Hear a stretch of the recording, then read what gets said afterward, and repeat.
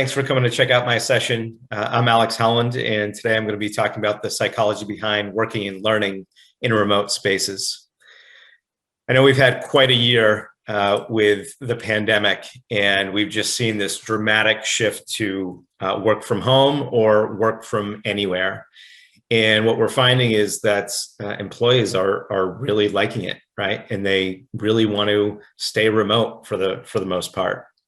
Large companies have shut down their headquarters, sold them, or made announcements that their employees will be able to continue to work remote or hybrid as they like, which leads to some exciting times and a lot of people moving to different parts of the country or world and really enjoying the benefits of working from anywhere.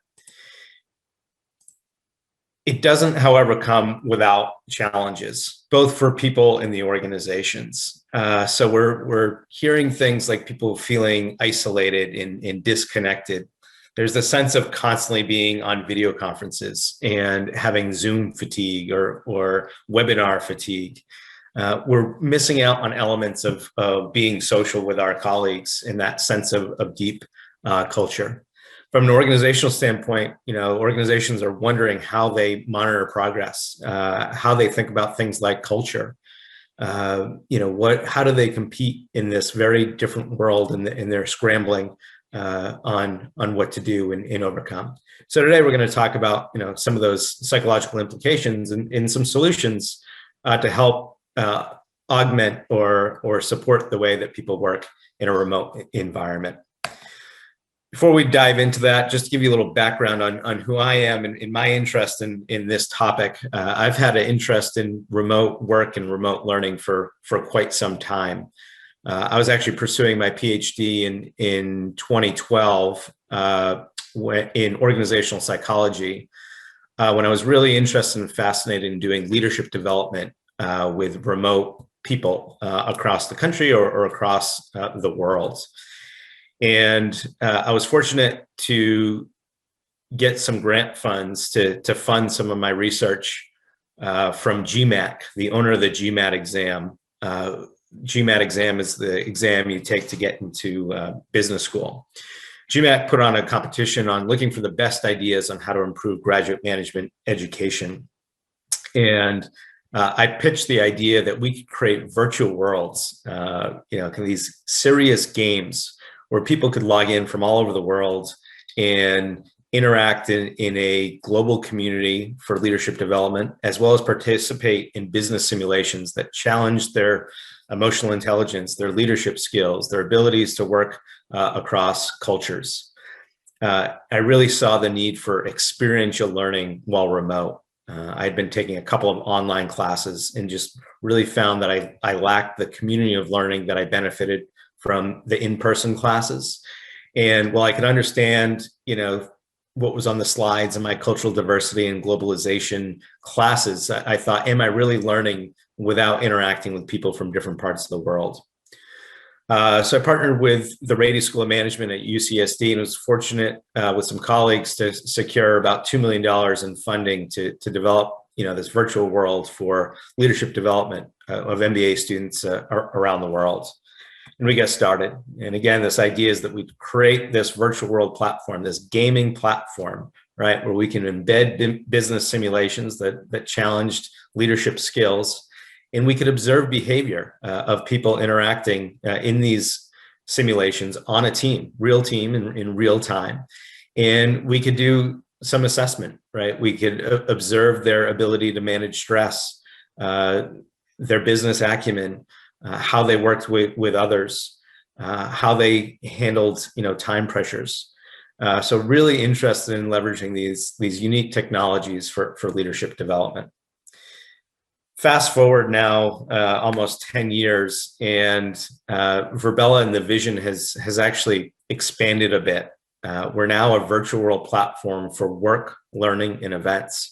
It's quite different. It's different than a Zoom call, right? And it might better reflect what you might be seeing your kids playing in Roblox or Fortnite or these other environments. But we're seeing that they add some real benefits to remote work.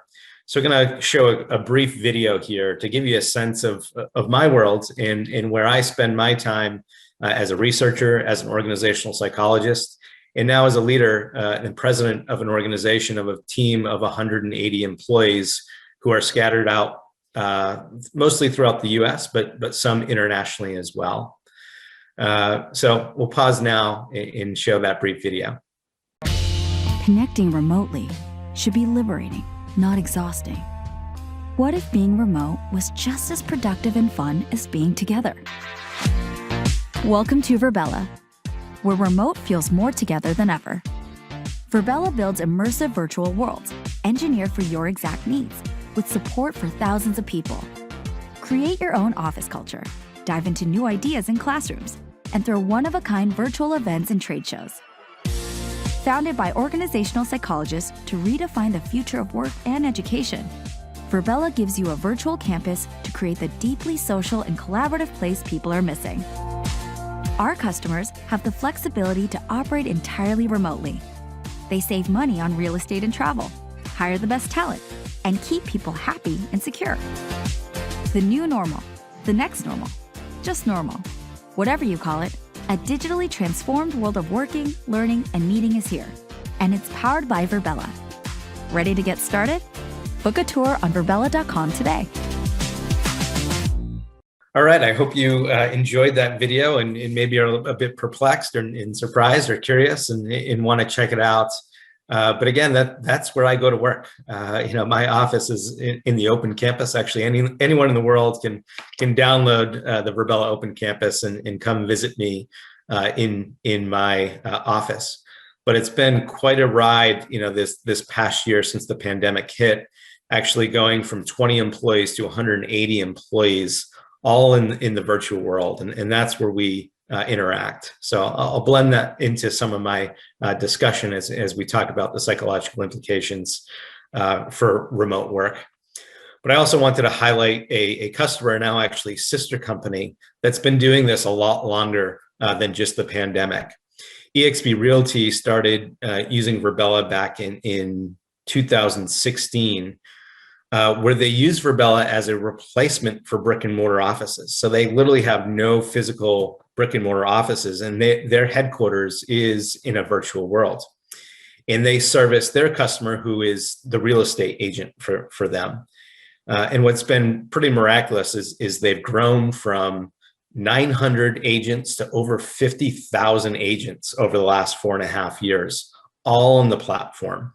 And have just seen incredible growth and have kind of the benefits of being in the office with a headquarters, but it's all virtual. So the pandemic wasn't kind of brand new to this situation, but it certainly accelerated things, and we've been observing and doing research with eXp for quite some time. Also interesting is they've actually won best place to work the last 4 years with Glassdoor. So their employees are finding it. They feel present. They feel connected. They're seeing great communities develop in the virtual world.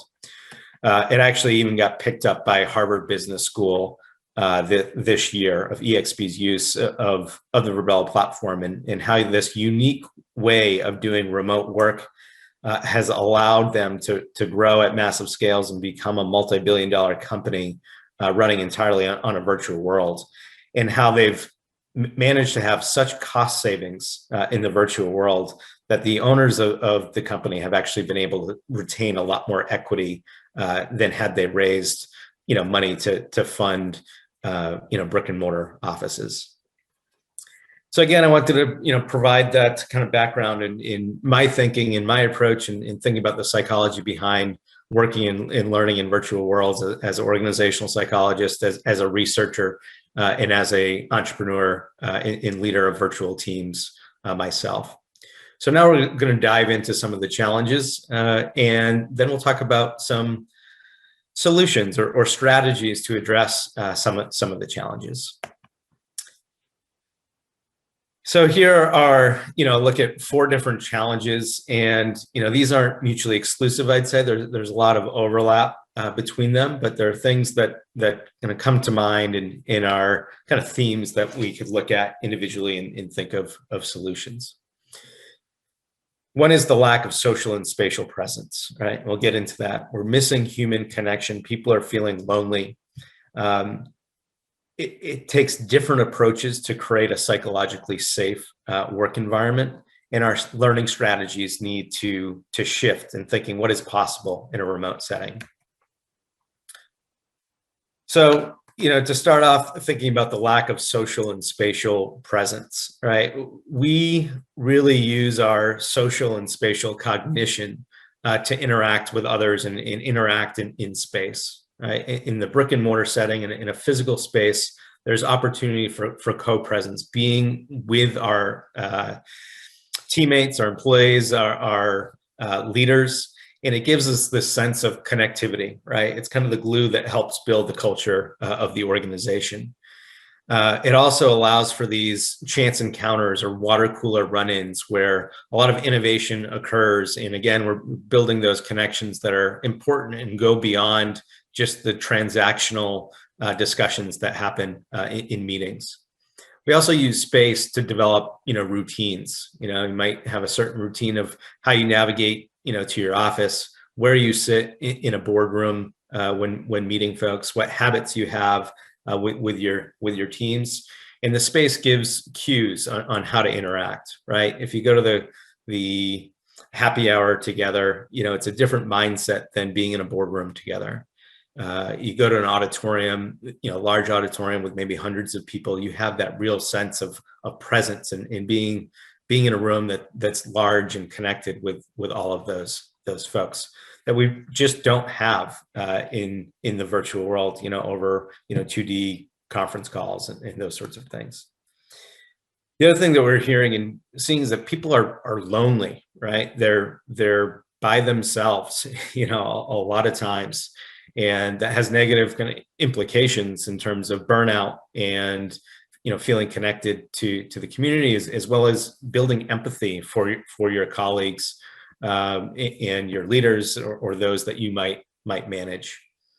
We're also, this leads to organizational silos, right? Where people, might be meeting with their direct team, but they might not be connected to different functions of the organization that they'd typically be connected with if they were physically together.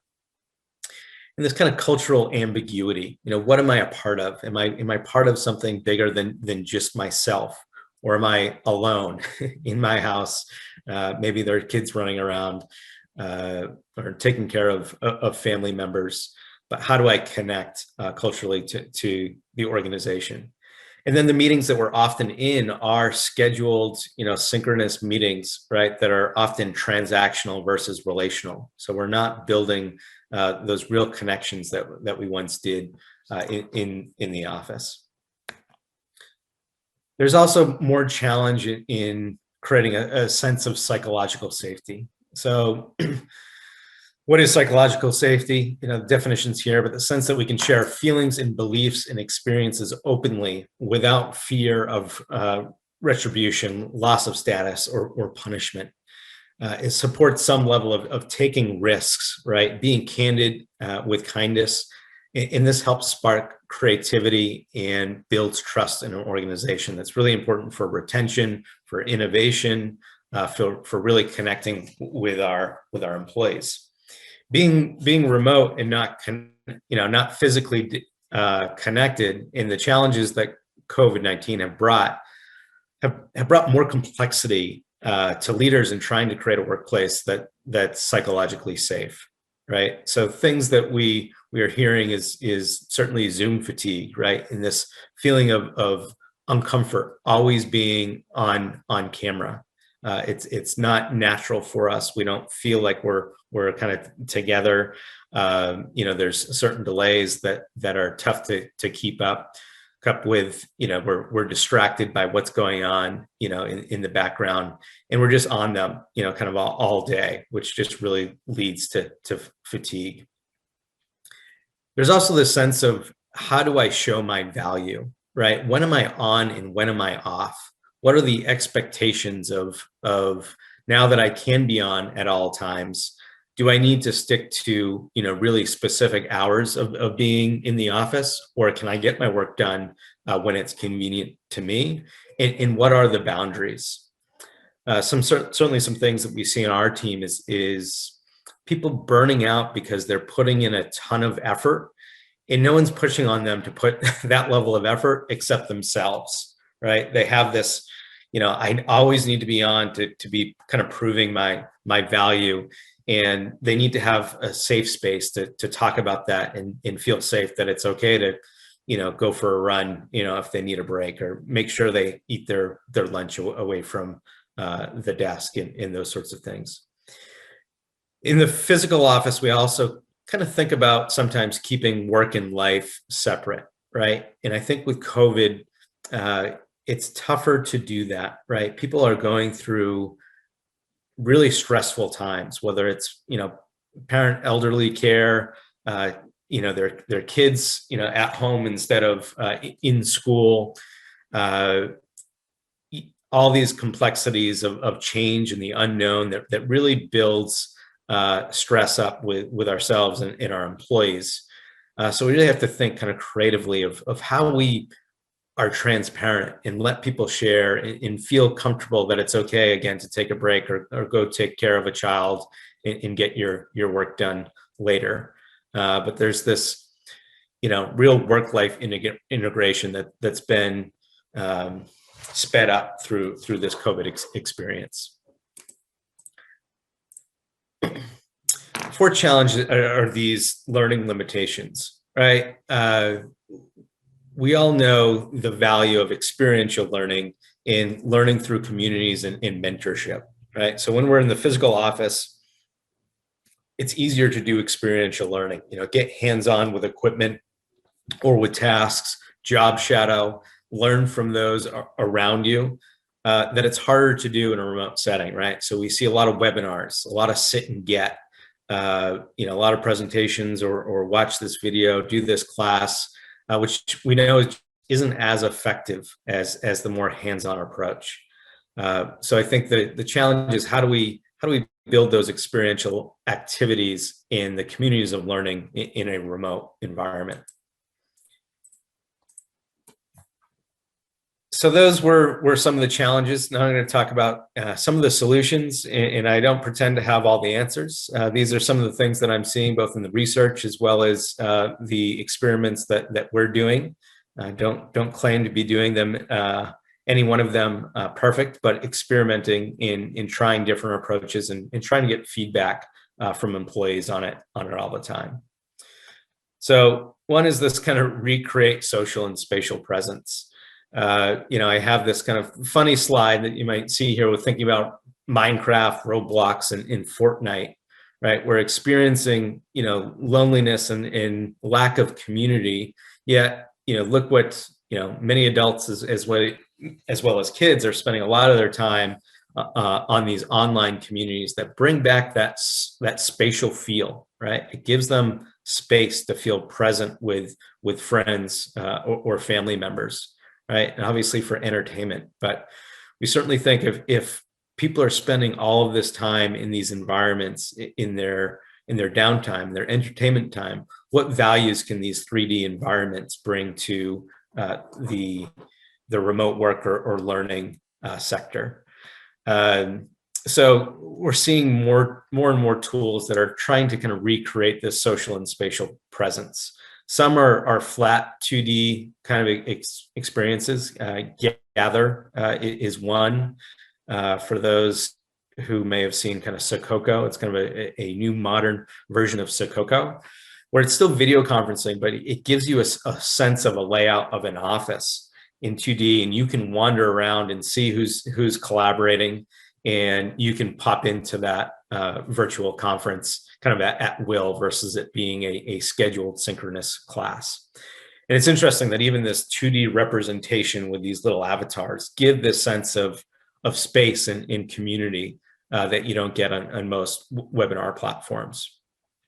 I showed you Virbela. We're certainly experimenting. Virbela is a client download. You're downloading software to your computer. We're also, create another product called Frame that's accessible right from the browser.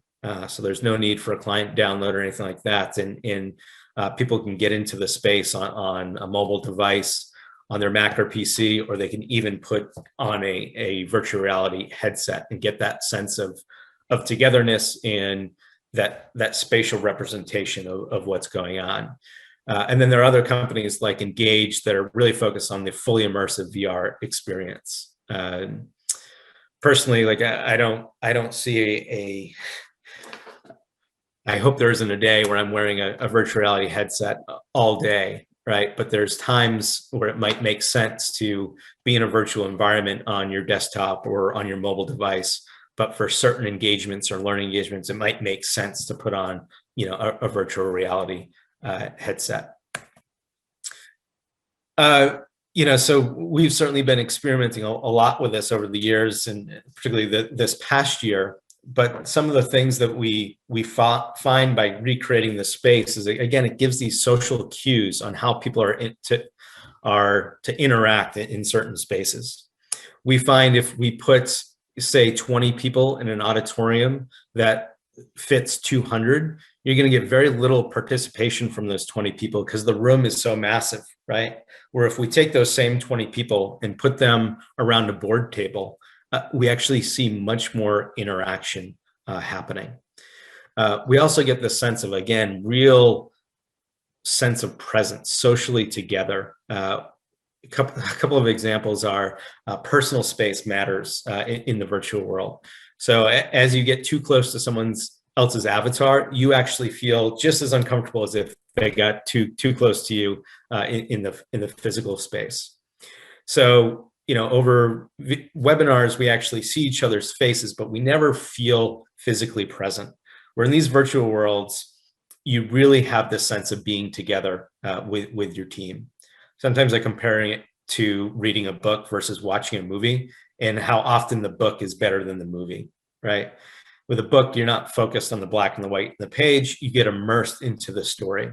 In these virtual worlds, you get immersed in the sense that you really feel present, like you're there. We trick our minds. We've had people put their avatars in water and say, oh, it's just so nice to cool off. I'm in Texas and it's so hot here. It sounds silly, but they're actually getting some type of relief by doing that.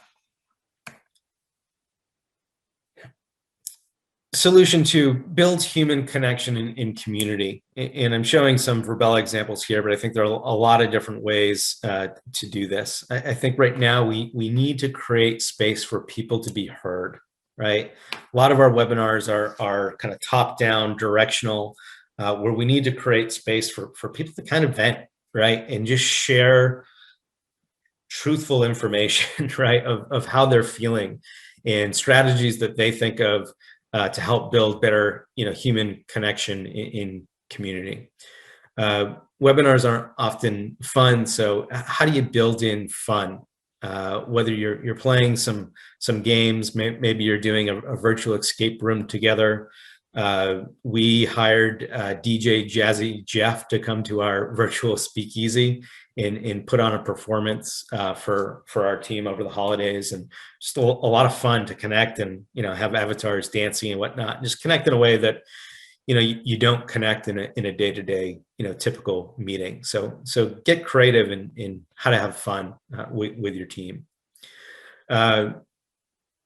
We face-to-face, I think, still is important, whether now that the vaccines are rolling out, you find opportunities to get physically face-to-face, or find the right balance of when it makes sense to be, on camera together without having people be on camera, 40 hours a week, during their work time. Give them that break, but have the face-to-face when needed. And then connect across silos, right? Make sure people are actually interacting with people in different parts of the organization. I often believe that innovation falls between silos. So if you're not connecting folks across different parts of the organization, the opportunity for innovation, I think, is lacking in that there isn't this real sense of holistic community in culture.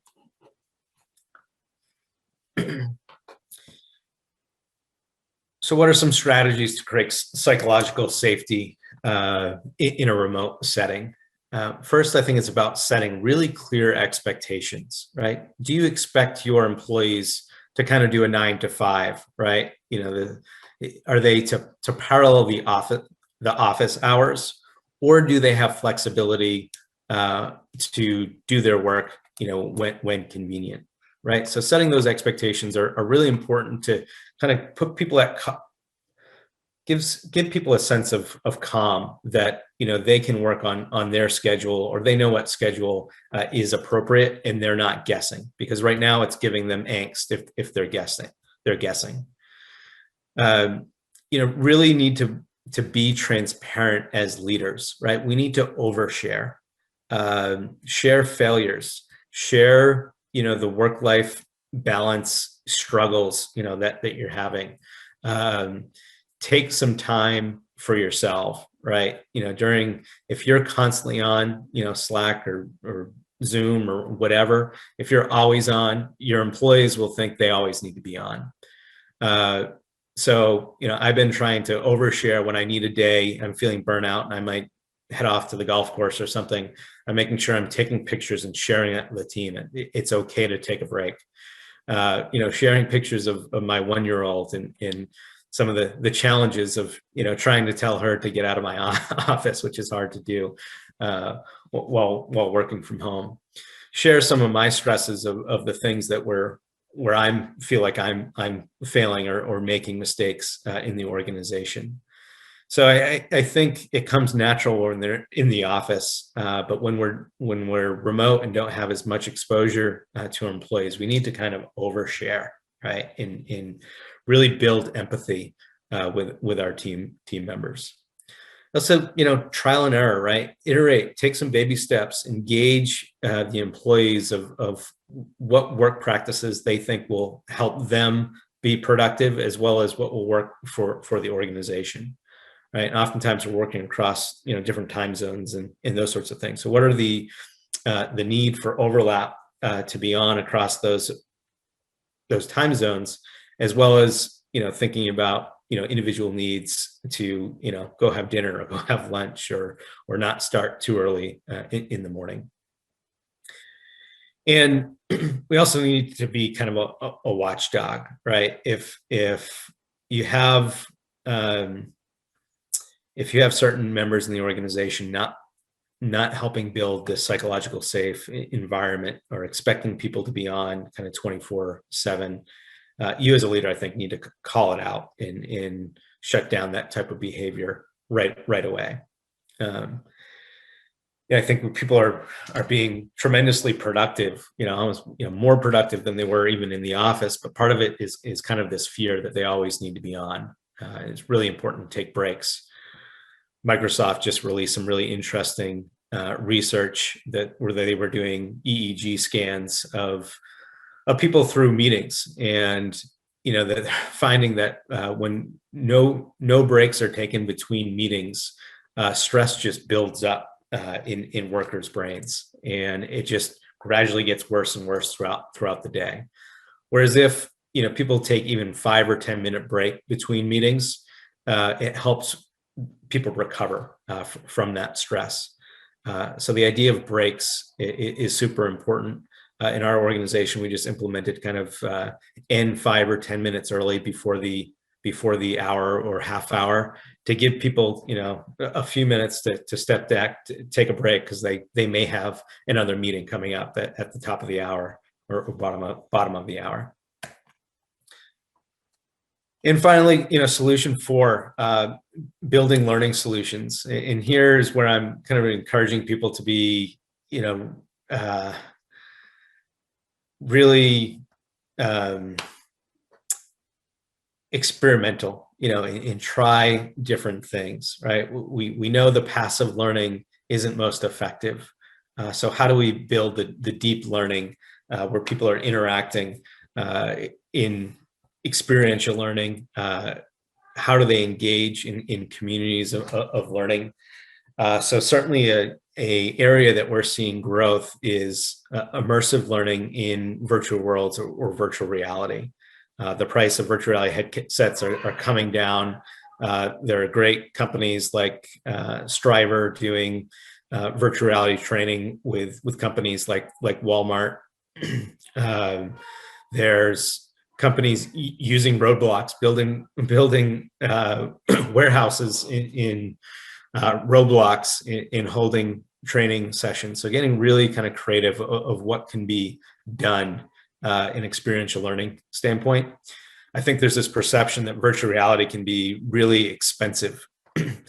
But if you think of the cost of taking equipment down or flying people in for different training or constantly repeating training, those costs really add up. Where oftentimes you can build things in virtual reality or virtual worlds, and it can be accessed anywhere.